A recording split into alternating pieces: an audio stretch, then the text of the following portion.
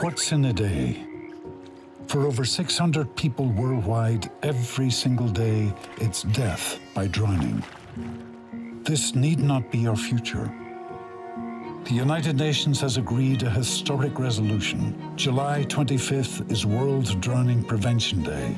We can prevent this silent killer through awareness, education, supervision, training, and emergency preparedness. A day to remember loved ones lost. A day we can all mark by practicing water safety in everything we do. Make it your day one.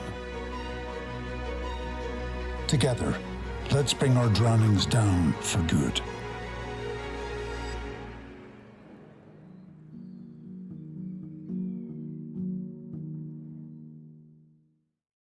We're going to pick up the pace again, and we're going to start celebrating with a lot of excitement and reflecting on the national and local commemorations that have been taking place over the last couple of days. Very, very exciting. And we've got 4 or 5 or 6 or 7, actually. It grew quite rapidly this afternoon. So we've got a range of new panelists that will help us through this section. And so give them lots of encouragement in the chat, because they've been busy for the last 48 hours since the World Drowning Prevention Day, collecting all wonderful content, as much content as possible as we can show in slides with you, to give you a sense of all the great activity that's been going on. So the first speaker in this section is a very good friend and someone who's worked really tirelessly, particularly over the last month or so, to help organise the World Drowning Prevention Day. So I'd like to introduce Roger Sweeney. Roger is the Deputy CEO and Marketing Manager with Water Safety Ireland. Welcome, Roger. Hi, Justin, and hello to everybody. It's lovely to be with you all. Can you hear me? Yeah, we certainly can hear you, but we want you to explain. You came up with the idea of going blue for World Drowning Prevention Day. So why don't you walk us through that?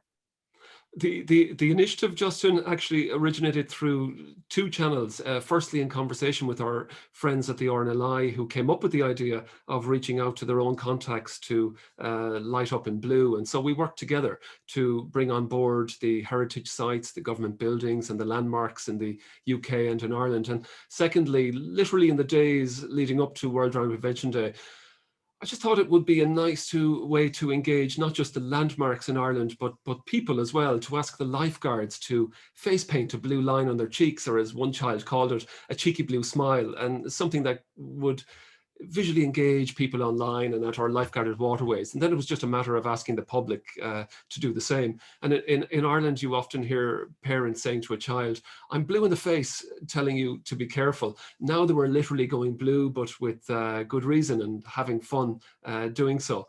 And going blue took off. It was embraced across the entire island of Ireland and in Scotland and the UK. And in Ireland, in addition to the blue buildings and the public and lifeguard face painting, frontline emergency services were doing it too, such as the Coast Guard and RNLI, the Fire Service, the National Ambulance Service, the Irish Police Force called the Garda Síochána, local authorities and others. It really was a multi-agency engagement, and it saw blue buildings and blue smiles across many services, Justin. So people seem to appreciate, I think, the opportunity to make water safety part of their personal conversation. It wasn't a safety message that they had to listen to. This was a message that they could create and spread online in an engaging way, and also talk about water safety in person with loved ones as they passed a blue building or posted a water safety message with a photo. And that's what we wanted, for people to make water safety part of the conversation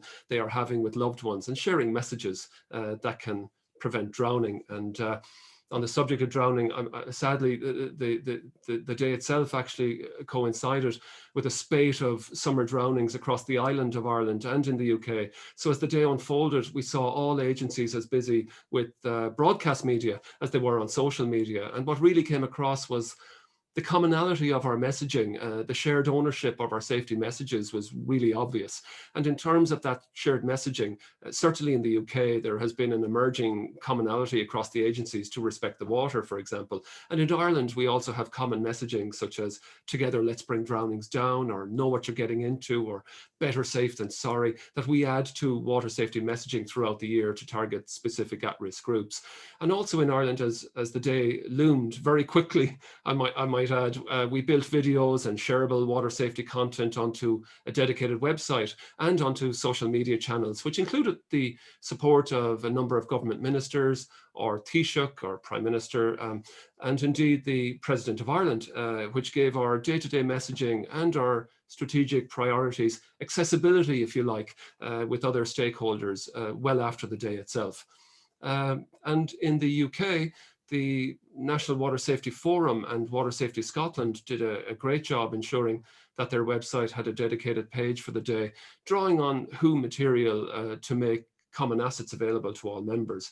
So in securing, I suppose, this resolution and the build-up to World Drowning Prevention Day, it's starting to create more space there for strategic collaboration and conversations across government departments where gaps are identified.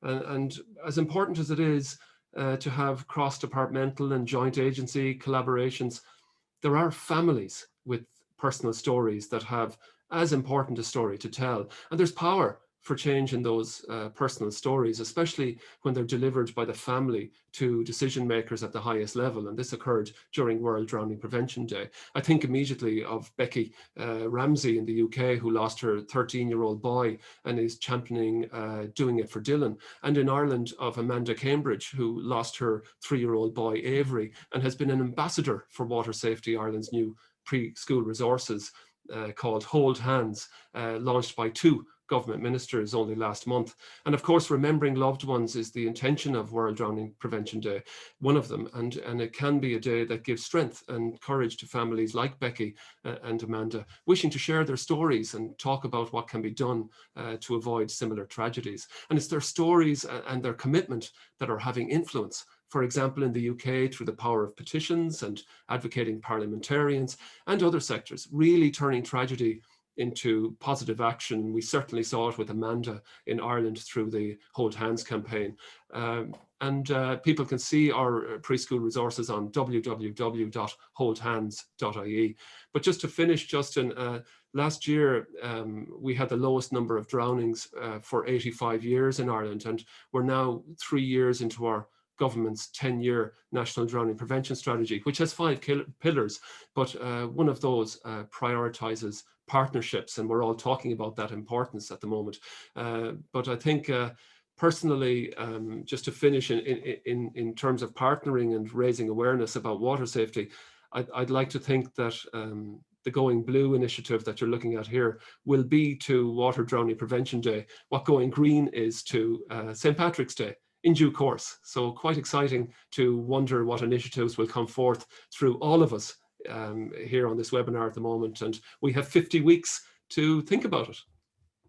Well, there's a challenge, Roger. Listen, I'd also like to thank you, and I'd like to thank all of Ireland, actually, because often we focus on the role of Bangladesh in the UN resolution, but as I understand, Ireland were certainly instrumental to many of the negotiations and the support for the process. And I know in the background, you and John and others were actively supporting your government in that process. So you've certainly made the most of World Drowning Prevention Day. And so we congratulate you and thank you for all of that effort.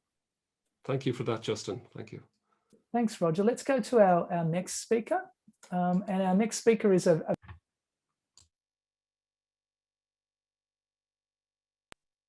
Our next speaker is a very dear friend and colleague of all of us, Dr.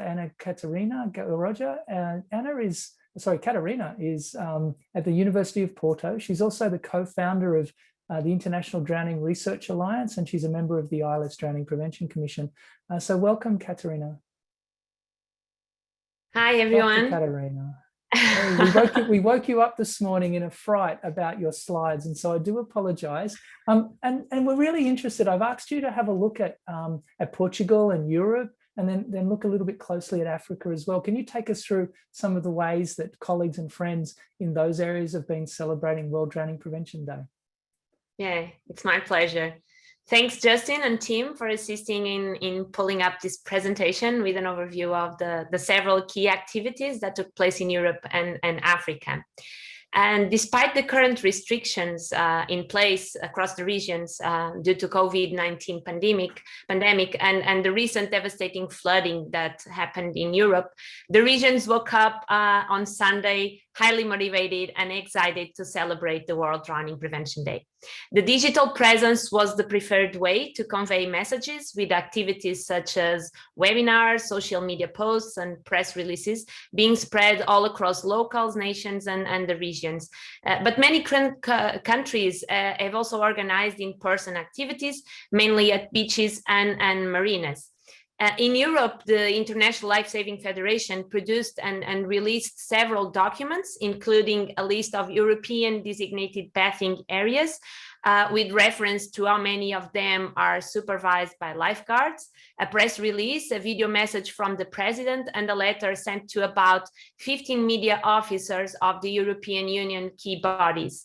It has also cooperated with WHO Europe in the preparation for regional activities and has published several posts on social media with key drowning prevention messages, as well as cues for actions for lay people. In Portugal, where I came from, many organizations celebrated the day at the beach with ocean literacy activities targeting kids and beachgoers. The National Maritime Authority hold a surf and rescue activity, as NASA Portugal hold a webinar and liaised with African Portuguese-speaking countries to re-engage in their drowning prevention activities. And the motivation was such in Portugal that one NGO even had a plane flying over with a commemorative banner. Wow. That was awesome, actually. Many other European countries run several in-person activities at local and national levels. Examples coming from Spain, Norway, Finland, Germany, UK, Greece, Italy, Serbia, Ireland. Many others included distribution of pamphlets, running rescue simulations, workshops, and water safety and life-saving courses for children, participating in podcasts and AMA sessions. And actually, there were a couple of countries that worked hard and take the opportunity of the World Drowning Prevention Day to issue some pleas for local decision makers to allocate more resources for swimming and water safety education to be headed to the national curriculum. The International Drowning Researchers Alliance has also released 22 one-minute videos with members raising awareness of research gaps and opportunities for the future of drowning prevention. We have also seen from Europe images of lifeguards providing crucial help and support in their communities after the devastating floods that hit parts of Europe just a few days before the World Drowning Prevention Day.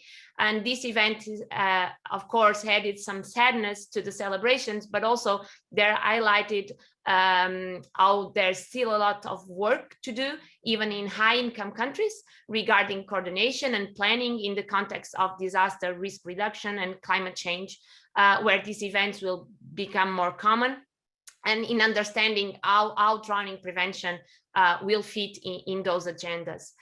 In Africa, we have also seen an abundant digital presence with numerous videos and posts being shared, as well as numerous in-person activities and even high-level activities involving key stakeholders, especially highlighting how markedly different, and as Olive has mentioned before, drowning is in this region, with a strong occupational component for drowning risk. Life-Saving South Africa celebrated the vigilance and service of some heroes that performed rescues on and off duty. Also, the NSRI has marked the occasion with a display of over 200 pink rescue boys in Cape Town and handing awards to 3 brave men that recently saved a life using one of those pink rescue boys available for bystanders. In Tanzania, a marine stakeholder task team was formed, and an event to call to end of drowning was held with 200 participants across ministries, NGOs, CSOs, municipal and local government, and the National Director of Fisheries. In Zanzibar, the Milal Foundation and Penji Project organized an online event, and the second Vice President Office highlighted the need for a multi-sectoral approach to drowning prevention. And there were also demonstrations of best practice for survival swimming. Several ministers, including education, health, maritime, fisheries, and disaster management, explained how their ministries are working towards drowning prevention. Also, the Ugandan webinar held yesterday highlighted the need for multi-sectoral collaboration and had contributions from Marine Police, Ministry of Water and Environment, Ministry of Works and Transport, and also a representative of a fishing community. Other countries such as Lesotho, Ghana, Cameroon, Morocco, and many others have also appeared on numerous activities, mainly online activities, including radio phone-in show and demonstrations of survival swimming and media posts, all conveying the motto, Africa United to Stop Drowning. Thank you. Thank you very much, Dr. Catarina. And I should also acknowledge Becky Sindel for pulling together some images and contributing to that presentation. Thanks very much, Catarina. Have a great day. Thank you very much. We're going to go to our next speaker now. Our next speaker comes all the way from Brazil, the gold medalist in surfing, well, the country of gold medalists in surfing, Dr. David Szpilman. Dr. Szpilman is the medical director for Sobrasa and also an IDRA co-founder and pretty instrumental in the ILS Medical Commission. Welcome, Dr. Szpilman. Hello, Justin. Dr. Szpilman is not here right now. Can I replace him? I'm keen. Can.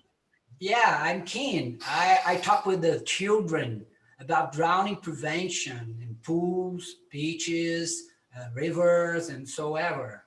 So what I want to say is we really do need, as Professor Oliver said, we do need a special message to our public.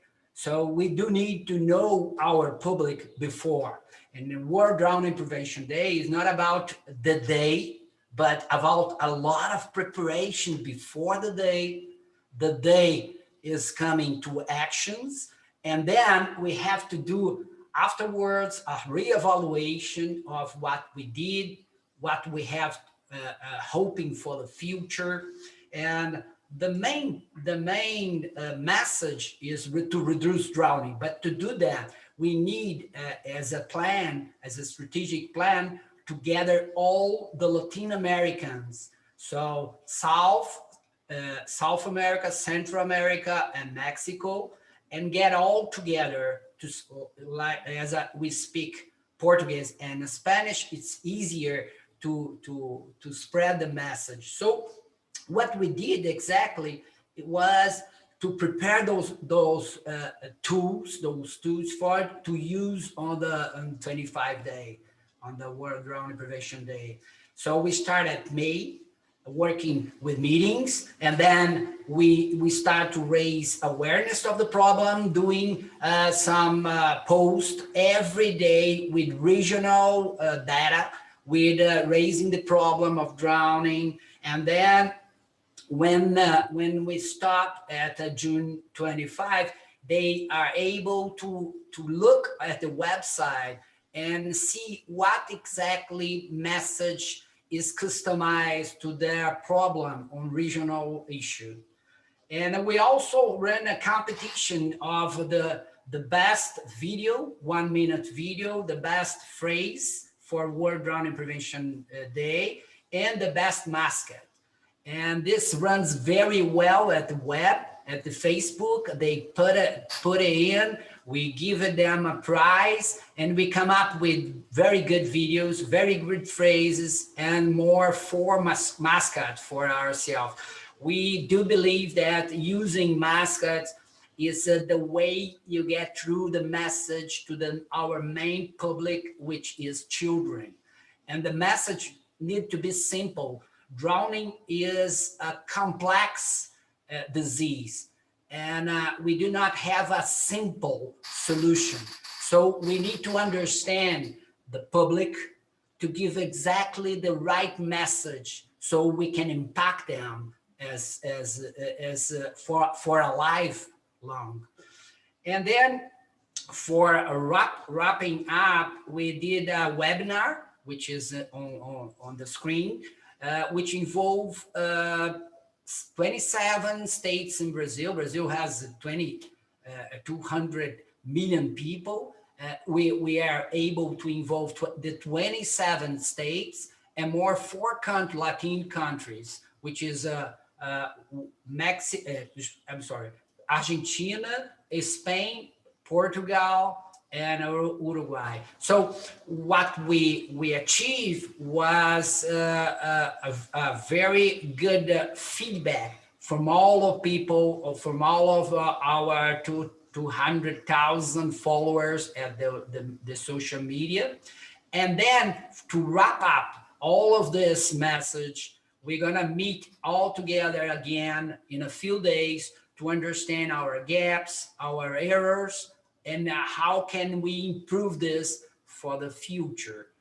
And also we got, by this night, we are able to do a 40 minutes program on drowning prevention on CNN. So this will spread a lot of the message of World Drowning Prevention Day. Thank you, Justin. Thanks very much, Dr. Szpilman. I did say have fun, no crabs, and you've surprised me with a mask. So I think we've been all entertained by that. And I'm sorry, but I think the message is very simple. We need to deliver a ludic message to our public, which is children. Yeah, it was very well done. Thank you very much, David. Have a good day. Let's move to our next speaker. Next speaker is Dr. Amy Pedden. Amy is a lecturer and researcher in University of New South Wales, Sydney, and also an honorary senior research fellow with the Royal Lifesaving Society Australia. Welcome, Amy. Hi. And you're going to take us through some activities a little bit closer to my home and a few others. So away you go. Yeah, absolutely. Thank you so much for the opportunity. And I apologize, there was so much activity on social media. I absolutely could not keep up, even though I was glued to Twitter. So this is a selection, I guess. We saw some great video content. On the screen now are some examples from Royal Lifesaving and Surf Lifesaving in Australia, really reflecting, I guess, Royal Lifesaving on everyday actions that people can take to reduce drowning risk, and Surf Lifesaving really looking at the risk factors and preventative actions that Surf Lifesaving undertake and encouraging everyone to be safe at the beach. So encourage people to check those out and keep sharing them. They're still on Twitter as well. We might go to the next slide if we can. We also saw some really great posts on social media as well. Here are some more tweets. Great to see organisations jumping on the Olympics and getting some athletes to speak to the issue. It's a good timing this year. It might not happen every 4 years, but it's good to try and link in with the Olympics. And we saw some WHO regional officers as well sharing content, including safety tips. And a couple of organisations also did a countdown in the lead up, so that was pretty fabulous as well. There's also quite powerful advocacy going on through the written word. We saw some, this piece now on the screen, looking at the links between drowning and climate, as a few of us have started to discuss. We really, I guess, need to harness those links better. And when we talk about multi-sectoral action, that's a really important part. We've also had some pretty powerful pieces in The Lancet, which are going up there on the screen now, and I encourage you all to check those out. And we've also had some other advocacy pieces from around the world. Professor Richard Franklin and I talked about the full burden of drowning, the importance that data reflects that, and that's been a key theme that we've been discussing. We've seen great pieces from Professor Mike Tipton, looking at the physiology of drowning, Aminur Rahman from Bangladesh, and also some other journalists taking up the challenge, including a piece from Nepal, and I think we're going to hear a little bit more about that later.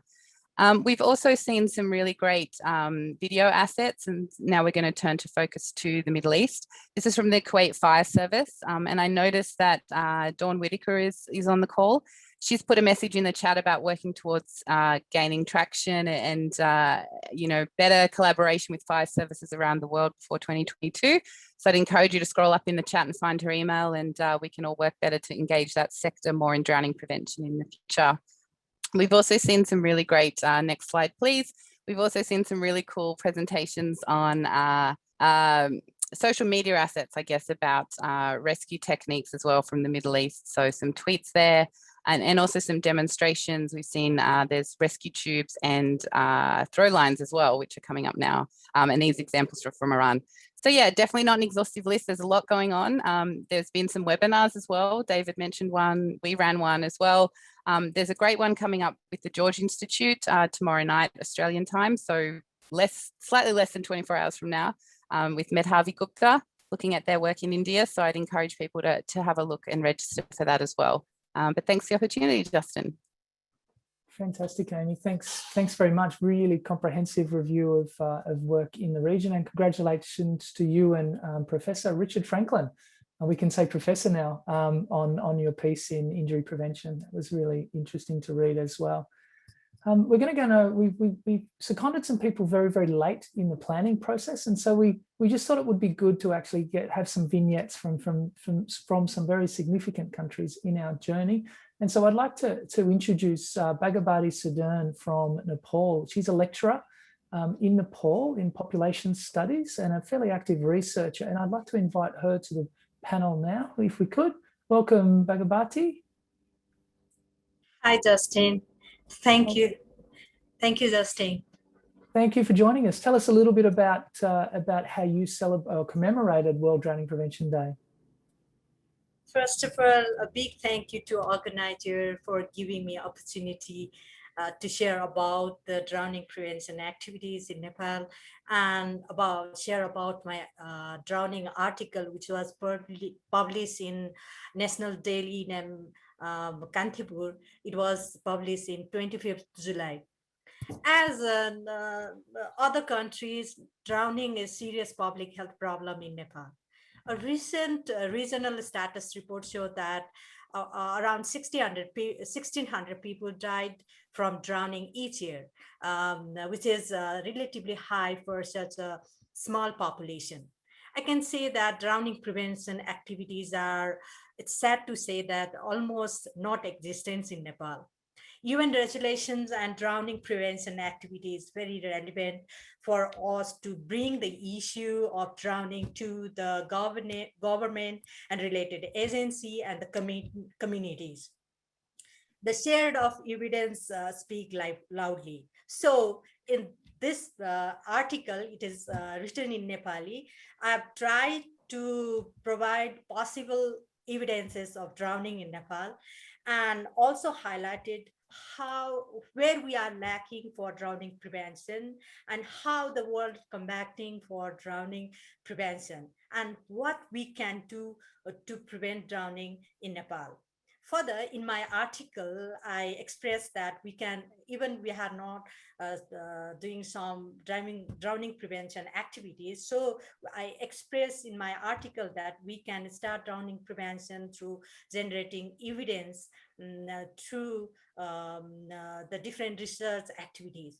So on this day, I want to share one thing is that my article is published. The article, there was two issue in one paper, one page, and it was published along with the ex-vice chairman of our National Planning Commission. So this article shared a number of times in social media.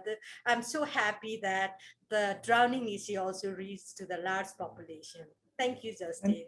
Fantastic, Baghbati. Thank you very much for your energy and enthusiasm and your work in Nepal. And goodbye. Thank you for joining us. Our next speaker is someone who's flown in all the way from Bangkok. She's well known across the drowning prevention community. She's does a fantastic job. So welcome, Suchada Gerdmongkolgan. Welcome. You are obviously at the Ministry of Public Health, where you lead the drowning prevention efforts in Thailand. How about you tell us a little bit about how the day was commemorated in Thailand by your team? Thank you, Justice Scarr, and good evening from Thailand. About the commemorated World Drowning Prevention in Thailand, we invite all the network to take part in the World Drowning Prevention Day. We celebrate by photographing drowning prevention activities and embedding the World Drowning Prevention Day logo and hashtag drowning prevention and share the works via the social media platforms. The campaign have the main goal of raising awareness of the July 25 as the World Drowning Prevention Day. After that, the Department of Disease Control will select 25 images and reward those with the souvenirs. The souvenirs will be engraved in Thai language, word means down no more. And we also set our goal that next year and every year, our World Drowning Prevention Day, we will celebrate by collaborate with multidisciplinary agencies to organize a campaign and National Drowning Prevention Merit Maker Forum to present an award from the Prime Minister to a Merit Maker team that has been accredited to prevent drowning at the national level, and agencies or personnel who have outstanding performance in drowning prevention. Finally, I would like to thank World Health Organization, Royal National Life Board, Royal Life Saving Society Australia for reference and establish the World Drowning Prevention Day. Thank you very much. Thank you very much, Suchada. It's always inspiring to see your work in Thailand, and I pass on my congratulations to all of your Merit Maker teams. Thank you. We're going to go now to a surprise guest. He was seconded into our panel just very late. He's appearing in video, but I think we've actually got him on a panel. So Dr. Aminur Rahman. Dr. Aminur Rahman is the director of the International Drowning Research Centre in Bangladesh at the Centre for Injury Prevention. And Dr. Amin is a tireless worker in this field. Have we got Dr. Amin appearing anywhere other than in the video on a TV on the screen? No? Oh, here he is. Hello. Hello. Dr. Rahman, thank you for joining us. Can you, obviously there's lots of people on this webinar who are familiar with you and your work and inspired by it, but can you share just a little bit about how Bangladesh approached World Drowning Prevention Day? Okay, this World Drowning Prevention Day is special for Bangladesh in at least in two aspects. One, this is the country where the leading cause of under 18 children after infancy death is drowning. And secondly, the UN ambassador of Bangladesh actually proposed along with the UN ambassador of Ireland this resolution. So these are very, very significant for as a Bangladeshi, and as I work for the drowning prevention for the long time. Actually, it was just after the Eid vacation on the 25th, and we are in a lockdown situation. So whatever we had to do, we did virtually. On the 25th, a lot of articles and reports actually published in daily newspapers, and there are a couple of TV channels organized talk shows by involving the member of parliaments, the line director, non-communicable disease of DGHS under the Minister of Health. I was also present in one of the talk shows. And then our main event will occur tomorrow, the 29th. So this is a national program, and I'm proud to say that the non-communicable disease control director of Director General of Health Services leading this program, and we all the drowning prevention organizations, including WHO, UNICEF, CIPRB, Synergos, and also Global Health Advocacy Incubator, and other actors at drowning prevention activists together actually organizing this program.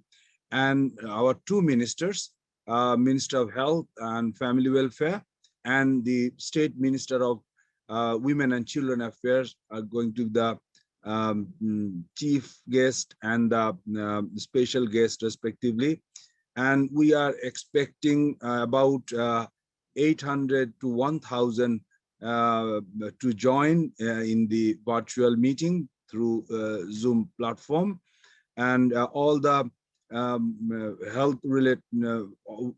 health officials from national level down to the sub-district level will be joined, and also other relevant people from the different ministries, different NGOs are going to participate in that program.